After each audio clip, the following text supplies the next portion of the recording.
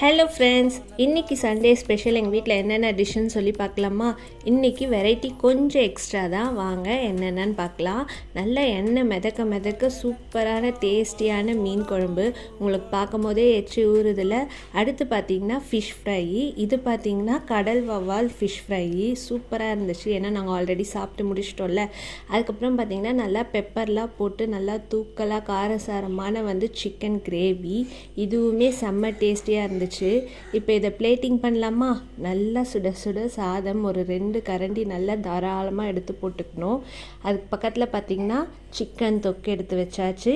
கூடவே பார்த்திங்கன்னா நம்ம ஃப்ரை பண்ண ஃபிஷ் ஃப்ரை எடுத்து வச்சுக்கிட்டாச்சு. மீன் குழம்புனாலே அந்த மீனோட மண்டை தானே ரொம்ப டேஸ்ட்டு. அந்த மீன் மண்டை இருக்க குழம்பு எடுத்து ஊற்றிக்கியாச்சு.